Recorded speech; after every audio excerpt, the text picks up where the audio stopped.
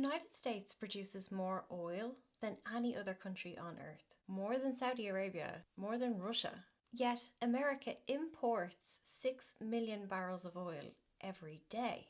And at the same time, America exports 4 million barrels of oil every day. So America makes oil and sells it to other countries, then buys different oil from other countries and uses that. This is not a mistake and it's not inefficiency. This is the structure of the machine. The question is why?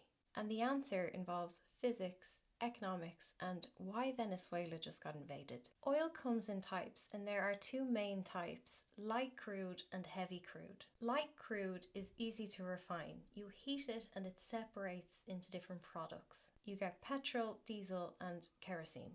Heavy crude is thick, dense, and high in sulfur. Refining it requires complex equipment.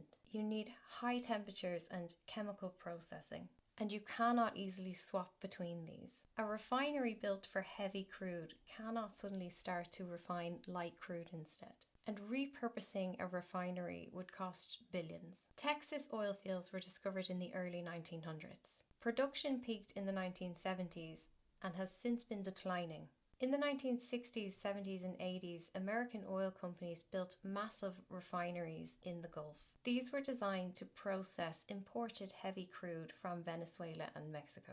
Venezuela has extraordinarily large heavy crude reserves, 303 billion barrels. It is the largest proven reserve on the planet. The Gulf refineries were specially engineered specifically for this. American oil companies spent billions on equipment calibrated to the specific Venezuelan crude oil. Then fracking happened. In the 2000s and 2010s, hydraulic fracking unlocked American light crude. This kind of shale oil is light, sweet, and low texture. It is very easy to refine. And so production exploded. Texas alone now produces 5.5 million barrels of oil a day, but they have an infrastructure problem. These Gulf Coast refineries near Texas were built for heavy crude oil. They cannot process this light shale from Texas. So instead, Texas is exporting its oil to Europe and Asia, while these Gulf Coast refineries have to import from Mexico, Canada, and Venezuela.